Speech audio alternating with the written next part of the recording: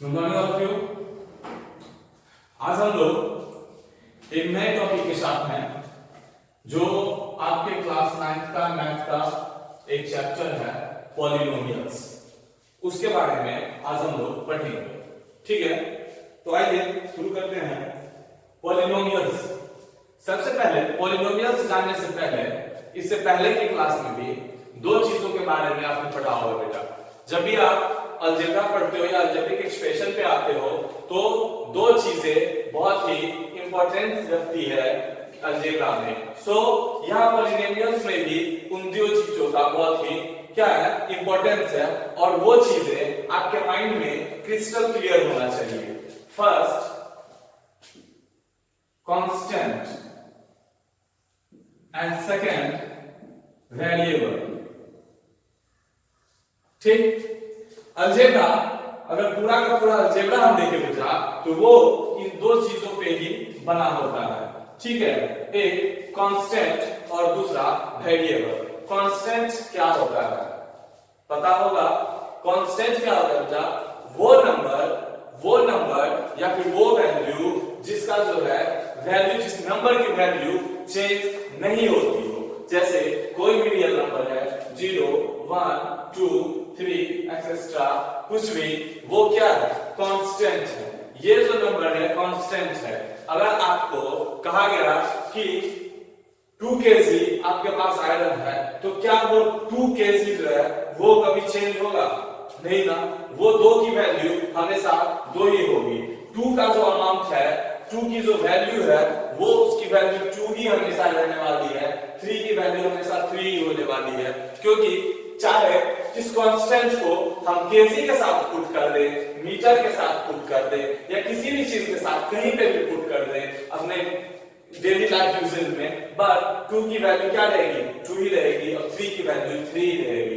इसका मतलब जिस नंबर का वैल्यू चेंज नहीं होता हो, the number that value is not change is called constant. वो क्या कहलाता है? कांस्टेंट। एंड वेरिएबल क्या होता है? फिर आपने जब अलजेब्रा स्टार्ट करी होगी तो आपने देखा होगा कुछ नंबर्स ऐसे होते हैं, या फिर कह सकते हो इंग्लिश के लेटर जो जनरली यूज किए जाते हैं किसी एक्सप्रेशन को शो करने के लिए, वो क्या होता है? वेरिएबल होता है। जैसे हमने लिखा यहाँ पे 2x, इसमें ये 2 क्या है बेटा? ये कांस्टेंट है, इसकी वैल्यू कभी चेंज नहीं होगी। और ये जो x है, ये x क्या है? यही जो अलजेब्रा का टर्म है, ये वेरिएबल है, ये चेंज हो सकता है, ठीक है। जितनी दफा चाहे उतनी दफा चेंज हो सकता है, ठीक है। अगर कोई स्पेशल एक केस दिया हुआ हो, उस केस में वो उसकी जो वैल्यू होगी वो अलग होगी। बट यहाँ पर जो हम देख रहे हैं, यहाँ हम x की वैल्यू कुछ भी मान सकते हैं। x is equal to 0, 1, 2 and so on, है ना। x की वैल्यू 0, 1, 2, 3, 4, 5 एंड सो ऑन, कहीं भी चले जाओ, जो मर्जी आप मान सकते हो। अगर हम जैसे यहाँ पर x की वैल्यू 0 पुट करी तो 2 into 0 is equal to 0। इस पूरे के पूरे वैल्यूएशन, ये जो पूरा का पूरा एक्सप्रेशन है, इसकी वैल्यू 0 आ गई। अगर हम इसकी वैल्यू 1 पुट करते हैं तो then 2 into 1 is equal to 2। इसकी वैल्यू 5 पुट करते हैं तो 10, ठीक है। तो इस एक्सप्रेशन की अगर वैल्यू हमें निकालना हो तो वहां हम अगर x का मान पुट करते हैं तो कुछ भी पुट कर ले, उसकी वैल्यू क्या होगी? चेंज होती जाएगी। दैट मींस ये x क्या है? वेरिएबल है, ये वैरी कर रही है ना। ये वैरी कर रही है। कैसे वैरी कर रही है? जो हम इसका x की वैल्यू जो भी रख रहे हैं रियल नंबर में से, 0 रखे, 1 रखे, 2 रखे, 3 रखे, या फिर हम नेगेटिव इंटीजर भी रख सकते हैं, -1, -2, -3, इधर माइनस की तरफ भी हम चल सकते हैं। तो कुछ भी इसकी वैल्यू हम पुट करें तो क्या होगा? दैट मींस इसके एक नहीं, इस x के कई सारे वैल्यू हो सकते हैं। इसका जो वैल्यू होगा चेंज होगा।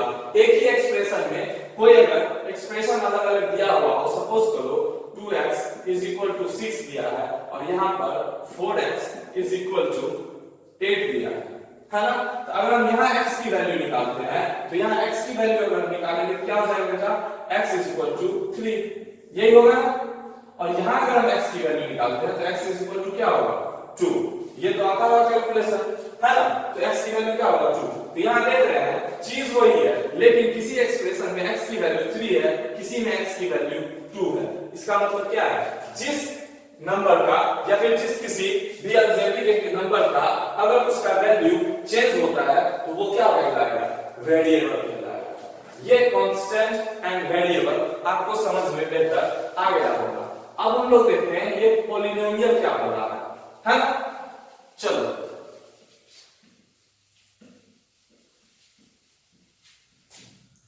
पॉलिनोमियल ये क्या पता है इसके बारे में हम देखते हैं, है ना।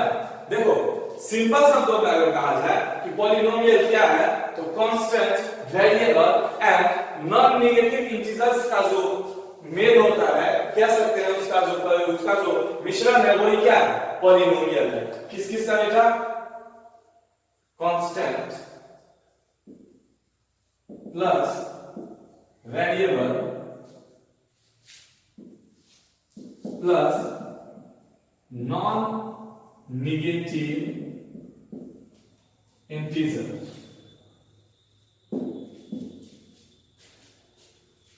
देखो क्या क्या है, constant plus variable plus non negative integers. अगर आपको पॉलिनोमियल के बारे में पता हो, पॉलिनोमियल का एक्सप्रेशन लिखना हो तो उसके लिए जरूरी है कि हमारे पास या तो कांस्टेंट एंड वेरिएबल और नॉन नेगेटिव इंटीजर्स का जो है एक समायोजन होना चाहिए, एक मिक्सचर होना चाहिए, है ना।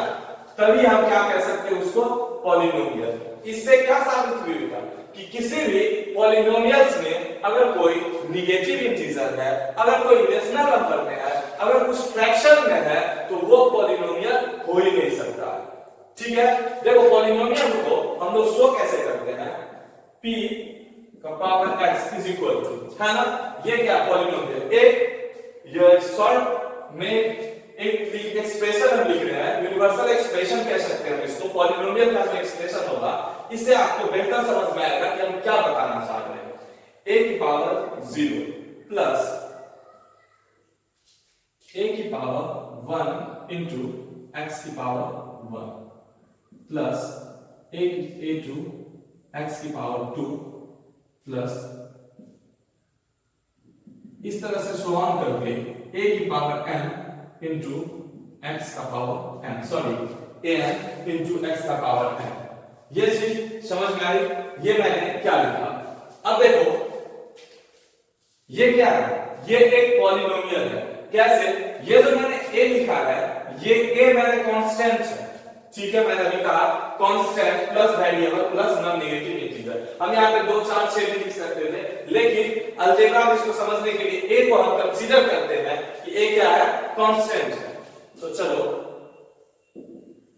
ये नंबर जो है स्टार्टिंग का, ये हमने नंबरिंग के लिए लिखा है कि a1 a2 a3 इस तरह से करते हुए सो ऑन an तक गया है। एंड x की पावर देखो 1 2 एंड सो ऑन n। अब देखो नॉन नेगेटिव इंटीजर्स का मतलब क्या है, अगर किसी भी अलजेब्रिक एक्सप्रेशन में x की पावर यहां माइनस में अगर चली जाती है तो वो डेफिनेटली पॉलिनोमियल हो ही नहीं सकता। x की पावर अगर नेगेटिव हो, x की पावर अगर इरेशनल हो, x की पावर अगर फ्रैक्शन में हो तो वो पॉलिनोमियल नहीं होगा। समझ में आएगा, ये क्यों हमने कहा कि constant plus variable plus non negative integers, ठीक है। x की पावर अगर p की पावर px हमने एक पॉलिनोमियल के लिए शो किया, p पॉलिनोमियल के लिए इंडिकेट करता है, p यानी कि polynomial x is equal to a to the power sorry a0 plus a1 into x to the power 1, a2 into x to the power 2, a3 into x to the power 3, then so on an into x to the power n। That means क्या, ये क्या polynomial है। लेकिन अभी मैंने क्या बताया, non negative integers in तीनों का ही मिश्रण क्या होगा, पॉलिनोमियल कहलाएगा। इसका मतलब अगर हम नेगेटिव इंटीजर्स यानी कि अगर x की वैल्यू, सिंपल शब्दों में अगर समझो कि अगर x की वैल्यू दैट मींस जो वेरिएबल है, अगर वेरिएबल की वैल्यू नेगेटिव हो जाती है, इरेशनल हो जाती है, फ्रैक्शन में हो जाती है तो वो एक अलजेब्रिक एक्सप्रेशन तो हो सकता है बट वो पॉलिनोमियल नहीं हो सकता। अब समझ में आया अलजेब्रिक एक्सप्रेशन और पॉलिनोमियल्स में क्या डिफरेंस है और मेनली पॉलिनोमियल्स होता क्या है, समझ में आया? Constant plus variable plus non negative integers, इनका जो समायोजन होगा ये क्या कहलाएगा? पॉलिनोमियल्स। अब देखो डिग्री ऑफ पॉलिनोमियल्स क्या होता है, ठीक है?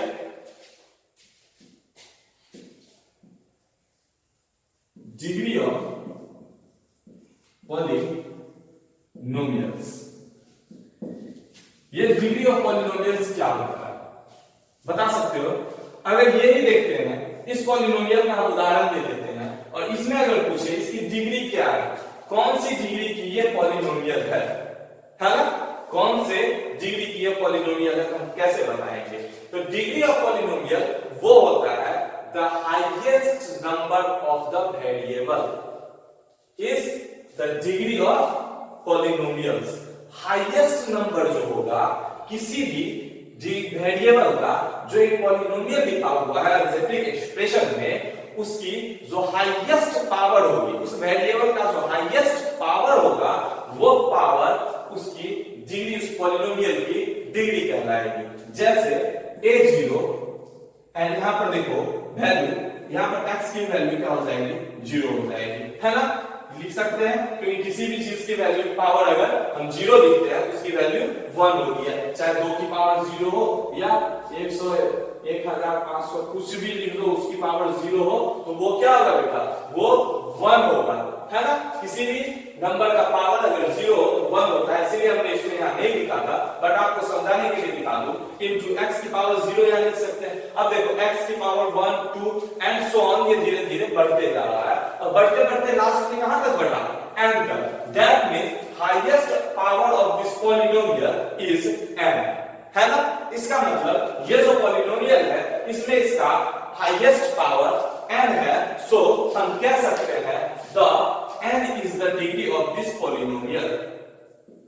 इसीलिए हम कह सकते हैं कि the n is the degree of the this polynomial, इस polynomial की वो डिग्री। चलिए एक और उदाहरण से हम समझते हैं कि अगर यहां पे लिखा हो 2x power 3 plus 4x plus 5x plus 6, ये एक पॉलिनोमियल है या नहीं, है ना? पॉलिनोमियल है या नहीं मैंने पहले बताया। अगर कांस्टेंट है, वेरिएबल है, नॉन नेगेटिव इंटीजर है, तो हम देख के बता सकते हैं कि ये पॉलिनोमियल होगा या नहीं होगा। इसमें कहीं पर भी हमको पावर में जो नंबर है वो नेगेटिव में दिख रहा है? नहीं। फ्रैक्शन में दिख रहा है? नहीं। इरेशनल नंबर दिख रहा है? नहीं, है ना? नहीं में दिख रहा है। दैट मींस क्या कि हम कह सकते हैं कि ये क्या बेटा? पॉलिनोमियल है ना? तो इसकी डिग्री क्या है? तो इसकी डिग्री के लिए कुछ भी नहीं देखना है हमें, बस इतना देखना है कि इस एक्सप्रेशन में, इस पॉलिनोमियल में कौन सा highest power of the variable है। वेरिएबल का हाईएस्ट पावर क्या है? यहाँ पर कौन सी वेरिएबल है बेटा? x। तो x की हाईएस्ट पावर क्या है? यहाँ है या यहाँ है या यहाँ है? ये जगह x की पावर 3 सबसे ज्यादा पावर ये है, तो ये कितनी डिग्री की पॉलिनोमियल होगी? 3। समझ में आई? अगर वही यहां पर लिखा हो 6x to the power 8 plus 7x4 plus 2x plus 8, है ना? अब ये कितनी डिग्री की पॉलिनोमियल है? तो हाईएस्ट पावर x की हम देखते हैं कितना है? 8 है, तो हम कह सकते हैं ये 8 डिग्री की पॉलिनोमियल है। समझ में आई? अब देखो ये जो डिग्री ऑफ पॉलिनोमियल हमने पढ़ा, इसको जाना इसका क्या मतलब है, क्या मकसद है। नेक्स्ट जो अभी बताएंगे आपको समझ में आएगा, उससे क्या चीज पता चलती है। ठीक है, एक तो आपका ये एक्सप्रेशन जो है अलजेब्रा का, ये एक्सप्रेशन ये आपको बताता है, ठीक है, और एक पॉलिनोमियल बताता है। डिग्री का मतलब, डिग्री से क्या कुछ और फाइंड आउट कर सकते हैं या फिर बस कैलकुलेशन में इसका यूज होता है ना? कुछ और चीजें देखो मैथमेटिक्स में, खास करके कोई भी मैथमेटिक्स हो, या अलजेब्रा हो, या फिर आपका अरिथमेटिक हो, या फिर ज्योमेट्री हो, है ना, या फिर क्या कहते हैं ट्रिगोनोमेट्री हो, या फिर कोऑर्डिनेट ज्योमेट्री हो, कुछ भी हो, अगर कोई चीज दिया है तो उसके पीछे एक खास वजह होती है, और इसकी भी वजह है। अभी जब हम टाइप्स ऑफ पॉलिनोमियल्स देखेंगे तब हमको समझ में आएगा इससे हमें क्या पता चलता है। जब हमको जीरो ऑफ पॉलिनोमियल्स फाइंड करना होगा तब हम इसका यूजेस देखेंगे। ठीक है, चलिए तो डिग्री ऑफ पॉलिनोमियल्स समझ में आ गया होगा और ये भी समझ में आ गया होगा कि पॉलिनोमियल्स होता क्या है, किस तरह से कांस्टेंट, वेरिएबल और नॉन नेगेटिव इंटीजर का जो एक मिक्सचर होता है ना, वो क्या होता है, पॉलिनोमियल्स होता है।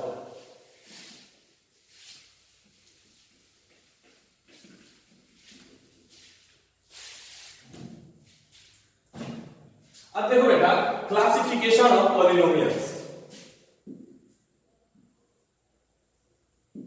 Classification of polynomials. पॉलिनोमियल्स का जो क्लासिफिकेशन किया गया है वो क्या चीज पर किया गया है? पहला, on the basis of degree. अब आपको समझ में आएगी इस डिग्री का यूज क्या था, ठीक है। और दूसरा, on the basis of terms, ठीक है। टर्म्स के क्लास पॉलिनोमियल्स का जो हम क्लासिफिकेशन कर सकते हैं, दो तरह से कर सकते हैं, उसकी डिग्री के बेस पे और उसके टर्म के बेस पे, ठीक है। क्या चीज के बेस पे? उसकी डिग्री के बेस पे और उसके टर्म्स के बेस पे। अब देखो डिग्री के बेस पे किस तरह से करते हैं, ठीक है। डिग्री के बेस पर हम इसको किस तरह से कर सकते हैं वो हम देखते हैं। On the basis of degree पहले समझते हैं। इससे पहले हमने एक यूनिवर्सल अलजेब्रिक एक्सप्रेशन लिखा था पॉलिनोमियल के लिए, लिखा था, ठीक है। अब उसी चीज को हम उल्टा लिखते हैं, ठीक है। क्या लिखते हैं? उसी चीज को हम उल्टा लिखते हैं, किस तरह से बोले।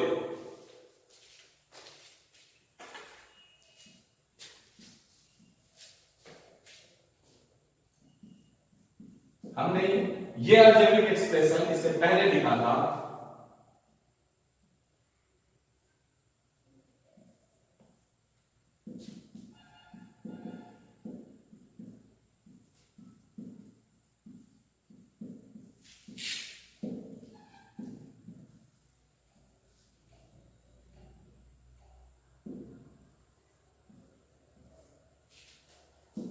ये लिखा था, है ना। अगर हम ठीक इसके विपरीत, इसके उल्टा अगर हम इसको लिखें तो हम क्यों लिख रहे हैं वो आपको समझ में आएगा कि जब आप on the basis of degree समझाएंगे कि क्या होता है। अब यहां से भी समझा सकते हैं, लेकिन आपको समझने में ज्यादा आसानी हो इसके लिए पहले तो आप देख लीजिए क्या है कि कांस्टेंट पॉलिनोमियल्स डिग्री के अकॉर्डिंग एक होता है कांस्टेंट पॉलिनोमियल्स, ठीक है। शॉर्ट में लिख रहे हैं पॉली। अब देखो कांस्टेंट पॉलिनोमियल्स क्या होता है? अगर डिग्री की वैल्यू 0 डिग्री, तो ये क्या होगा? कांस्टेंट होगा। कैसे? देखो, अगर x की पावर हम 0 लिख दें तो इसकी वैल्यू क्या आएगी? 1। अगर हम कोई एक्सप्रेशन लिखते हैं 2x पावर 0 प्लस 6x का पावर 0, ये पॉलिनोमियल अगर हम लिखते हैं तो 0 की वैल्यू कितनी होती है बेटा? 1। दैट मींस ये 2 प्लस 6 ही तो है, 8 ही तो है। क्या इसका वैल्यू चेंज हो रहा है? अगर डिग्री 0 होगा तो क्या कोई भी अलजेब्रिक एक्सप्रेशन होगा उसका वैल्यू चेंज होगा डिग्री के, सॉरी उसके वेरिएबल के कारण। ध्यान से समझना, अगर x की वैल्यू, वेरिएबल की वैल्यू 0 है तो क्या इसका वैल्यू चेंज करेगा इस पूरे एक्सप्रेशन का इस वेरिएबल के कारण जो वैरी करता है? चेंज करेगा? नहीं करेगा, क्योंकि इसकी अगर x की पावर, वेरिएबल की पावर 0 डिग्री होती है, 0 होती है, दैट मींस उसका वैल्यू 1 होगा। और हम जानते हैं कि किसी भी वेरिएबल का जो अगर वैल्यू 0 हो तो उसके कोएफिशिएंट में किसी भी तरह का चेंजिंग नहीं आएगा। कोएफिशिएंट क्या होता है बेटा? वेरिएबल के साथ जिस नंबर को हम मल्टीप्लाई करते हैं वो उसका क्या कहलाता है? कोएफिशिएंट कहलाता है। जैसे ये 2x है तो ये 2 क्या है? x का कोएफिशिएंट है ना। 2x क्या है? x का कोएफिशिएंट है। ये यहाँ पे लिखा 5x तो ये 5 क्या है? x का कोएफिशिएंट है। तो हमने क्या कहा? अगर x की वैल्यू यानी कि वेरिएबल की वैल्यू 0 होती है तो उसके उसका जो कोएफिशिएंट है उसके वैल्यू में कोई चेंजिंग नहीं आता है, इसीलिए हम इसको कहते हैं कांस्टेंट पॉलिनोमियल। यहां पर भी x की वैल्यू 0।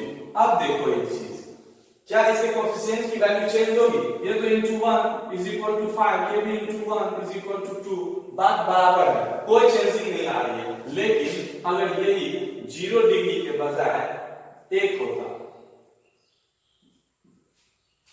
तो क्या अब इसके कोएफिशिएंट की वैल्यू चेंज होगी? डेफिनेटली अब इसकी वैल्यू चेंज हो जाएगी। अगर x की वैल्यू यहां हम 1 पुट करते हैं और फिर इसकी वैल्यू 1 डालते हैं, अगर 2 पुट करते हैं तो क्या हो जाएगा? 2 का पावर 1, 5 into 2, 1 करते हैं तो वही रह जाएगा। अगर 2 करते हैं तो 5 into 2 10 हो जाएगा। 3 कर देते हैं तो क्या हो जाएगा? इसकी वैल्यू चेंज हो जाएगी ना? समझ में आया? तो जब इसकी वैल्यू चेंज हो जाएगी, जब तक इसकी वैल्यू चेंज नहीं होगी, x की पावर 0 रहेगी, तो फिर ये क्या था? कांस्टेंट था। अब अगर हम 5 into x की वैल्यू 5 भी रखते और इसकी वैल्यू 0 रहता तो क्या चेंज होता? फिर भी इसका मतलब है 5 into 1, x की वैल्यू कुछ भी हो, अगर उसकी डिग्री 0 है तो वो वैल्यू चेंज नहीं होगा। लेकिन अगर उसकी डिग्री 1 है तो यहां पर अगर 5 लिख देते हैं तो इसकी वैल्यू हो जाएगी 25। अगर वही यहां पर इसकी वैल्यू 2 लिख देते हैं तो इसकी वैल्यू हो जाएगी 10। दैट मींस अब जो है इसके कोएफिशिएंट की वैल्यू क्या होने लगी? चेंज होने लगी। तो समझ में आया कांस्टेंट पॉलिनोमियल क्या होगा? इतना सा याद रखना है कि अगर किसी भी वेरिएबल की वैल्यू 0 डिग्री हो तो वो क्या कहलाएगा बेटा? Constant polynomial. अब देखो दूसरा होता है लीनियर पॉलिनोमियल। ठीक है, लीनियर पॉलिनोमियल्स। अब लीनियर पॉली क्या होता है? लीनियर पॉलिनोमियल्स क्या होगा? अगर लीनियर पॉलिनोमियल्स क्या होगा? अगर यहां पर डिग्री की वैल्यू कितना होगी? 1 होगी, 1 डिग्री होगी। 1 डिग्री का मतलब क्या है? मैंने बताया highest power of the algebraic expression. अगर हम कोई एक्सप्रेशन लिखते हैं, algebraic expression, suppose that 4x + 2x + 5, हमने ये लिखा, तो ये क्या है? लीनियर पॉलिनोमियल है। क्या है ये? लीनियर पॉलिनोमियल, क्योंकि यहां पर हाईएस्ट डिग्री जो है वो कितना है बेटा? हाईएस्ट डिग्री कितना है? 1 है ना? हाईएस्ट डिग्री इसकी कितनी है? 1 है। तो ये 1 डिग्री अगर होगा तो ये क्या कहलाएगा? Linear polynomial. अब देखो ये लीनियर है, ठीक है, किसी भी तरह का इसमें अगर हम यहां पर x की वैल्यू 1 2 3 4 कोई भी रियल नंबर रख दें तो क्या होगा? आराम से इसको हम कैलकुलेट करके फिर इसकी वैल्यू फाइंड आउट कर सकते हैं। तो सिंपल बात याद रखना है कि डिग्री अगर 1 हो तो इस तरह का पॉलिनोमियल जो होगा वो क्या कहलाएगा? Linear polynomial. समझ में आ गई बात?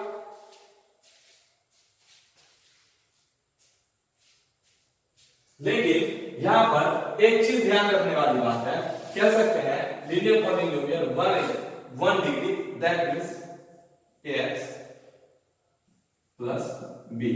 इस तरह का जो पॉलिनोमियल होगा ये क्या होगा? लीनियर। अगर यहां पर क्या हो गया? a x की पावर 0 है ना, तो ये क्या था? कांस्टेंट। x की पावर 0 तो कांस्टेंट। अगर इस तरह का है कि a * x, यहां पर x हम अगर पावर लिखे या ना लिखे, बात वही है कि ax का 1 ही होगा, दैट मींस ax + b। इस तरह का अगर इक्वेशन हो तो उसका जो पावर हो, सॉरी, तो वो जो इक्वेशन कहलाएगा, वो जो एक्सप्रेशन होगा अलजेब्रिक एक्सप्रेशन, वो क्या कहलाएगा बेटा? वो कहलाएगा लीनियर पॉलिनोमियल। लेकिन शर्त ये है कि यहां पर क्या होना चाहिए? a is not equal to 0। a क्या होना चाहिए? 0 के बराबर नहीं होना चाहिए, क्योंकि जब ये 0 के बराबर होगा तो ये इसके पहले वाले कंडीशन को फॉलो कर लेगा। ये इसके पहले वाले कंडीशन को फॉलो कर लेगा। जब ये a = 0 हो जाएगा तो वो लीनियर पॉलीमर नहीं रह जाएगा, वो कांस्टेंट पॉलीमर हो जाएगा। कैसे? मैंने बताया 4x + 8। अगर हम ये 4 है, a की जगह क्या है? 4 है। अगर a की जगह अगर हम इसको 0 डाल देते हैं तो अब ये क्या हो जाएगा? ये तुरंत इससे पहले पर आकर के ट्रांसफर हो जाएगा, ये कांस्टेंट पॉलीमर हो जाएगा। क्यों हो जाएगा? कि अब हम अगर x की वैल्यू कुछ भी डाले तो वो क्या हो जाएगी बेटा 0 हो जाएगी, और 0 प्लस 8 अगर इस तरह की अगर वैल्यू है कुछ भी, या फिर 8 का मतलब वही है x की पावर 0 है ना, इज इक्वल टू 8 ही आएगा। यहां पर भी अगर 0 है तो इज इक्वल टू 8 ही आएगा। तो ये देखो पहले वाले कंडीशन को फॉलो कर रहा है। इसका क्या मतलब, इसका मतलब कि अगर लीनियर पॉलीमर को चाहिए तो एक्सप्रेशन तो ये होना चाहिए ax plus b, that means highest value of the variable is 1, but a is not equal to 0, लेकिन a किसके बराबर नहीं होना चाहिए, 0 के बराबर। आई थिंक अब आपको ये चीज क्लियर होगा। थर्ड देखते हैं क्वाड्रेटिक पॉलीमर।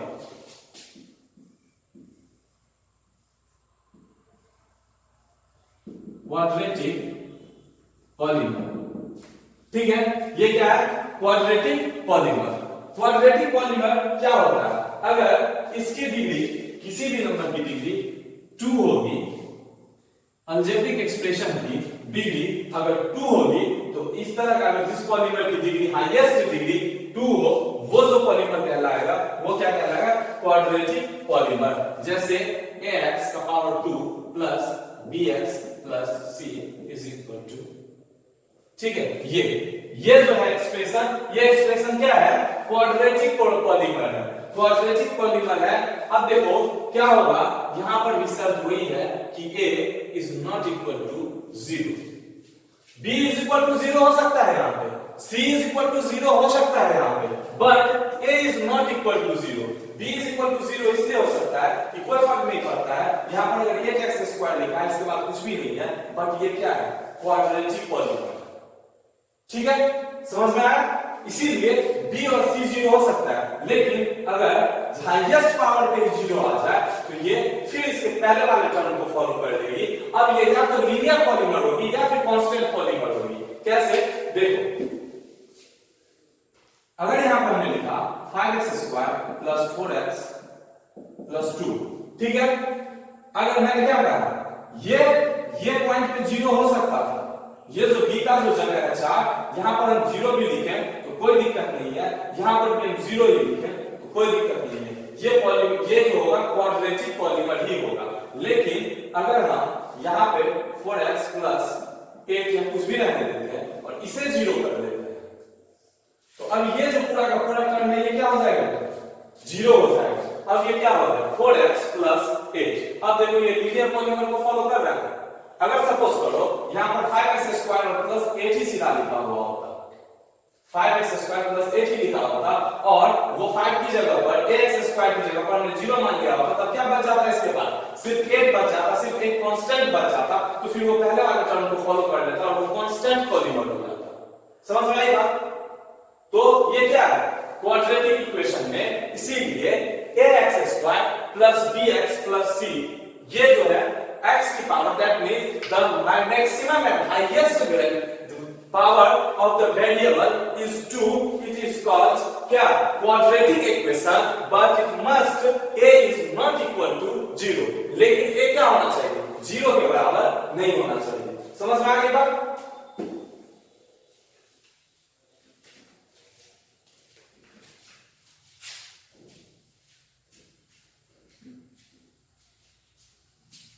देन देखो, सॉरी ये आपका कांस्टेंट था, और चौथा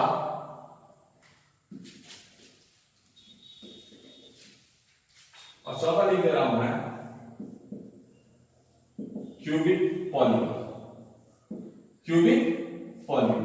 क्यूबिक पॉलीमर क्या होगा, यही चीज आगे बढ़ेगी, इसकी जो डिग्री हो जाएगी वो 3 हो जाएगी, दैट मींस कोई अगर एक्सप्रेशन है, अलजेब्रिक एक्सप्रेशन है जिसने x to the power 3 plus bx² plus cx plus d या कुछ भी, लेकिन इसमें भी कंडीशन वही है कि अब ये a is not equal to 0, और फिर ये a is not equal to 0 होना चाहिए, क्योंकि अगर a की वैल्यू यहां 0 हो जाएगी तो ये पूरा का पूरा टर्म 0 हो जाएगा, और अब ये क्यूबिक पॉलीमर ना रह के सिर्फ स्क्वायर इसके पास बच जाएंगे, that means highest power of the variable is 2, so this expression will become a quadratic polymer, not cubic polymer। समझ में आई कि अब अगर a की वैल्यू यहाँ 0 हो जाती है बेटा, तो क्या होता है, ये जो वैल्यू है ये 0 हो जाएगी, इस पूरे के पूरे इस टर्म की वैल्यू 0 हो जाएगी, और इसके बाद जो इसके पास नेक्स्ट बचेगा वो हाईएस्ट पावर इसके पास क्या बचेगा, x का पावर 2। सो x का पावर जब भी 2 होगा, यानी कि ये डिग्री 2 का पॉलीमर होगा, तो अब ये बन जाएगा क्वाड्रेटिक पॉलीमर, ये क्यूबिक पॉलीमर नहीं रह जाएगा। सेम कंडीशन यहां भी अप्लाई होता है, इसीलिए इस एक्सप्रेशन में भी a it's must that a is not equal to 0। समझ में आ गई ये बात।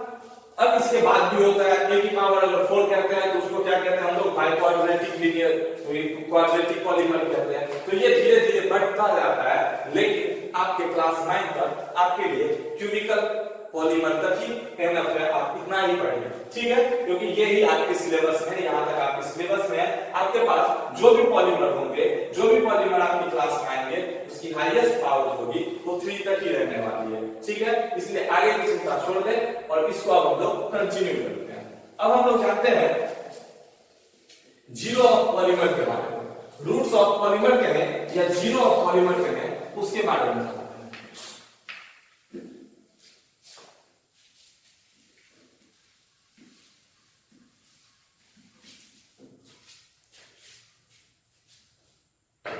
हाँ, अभी तो हमने देखा कि क्लासिफिकेशन इसका देखा on the basis of degree. अब देखो ऑन द बेसिस ऑफ, दूसरा तो तरीका था on the basis of term. ये टर्म्स के आधार पर क्या होता है। फर्स्ट टर्म है, फर्स्ट टर्म को कहते हैं मोनोमियल पॉलीमर। अगर टर्म फर्स्ट टर्म एक ही टर्म हो तो उसको हम लोग कहते हैं मोनोमियल। मोनो का मतलब एक होता है, पता होगा आपको, है ना, मोनो एक रूट वर्ड है, इंग्लिश में पढ़ लेंगे, इसका मतलब एक होता है। तो वन टर्म मोनोमियल, इसको क्या कहेंगे बेटा, मोनोमियल पॉलीमर।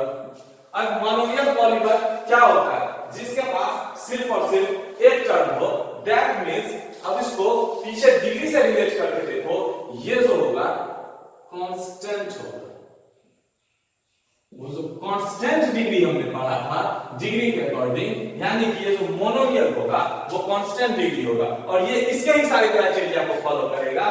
दैट मींस अगर पे एक लिखा हुआ है, एक x का पावर 0 लिखा हुआ है बेटा, तो ये क्या है, कांस्टेंट है, और इसके पास एक ही है, इसके पास क्या है, एक ही टर्म है आपके पास एक्सप्रेस करने के लिए, ये एक्सप्रेशन एक ही एक्सप्रेशन है, इसीलिए इसको कहते हैं monomial polymer. So it is directly related to constant degree, है ना, constant degree polynomial. Okay, and second, अगर दो टर्म होगा तो वो क्या लाएगा, बाइनोमियल।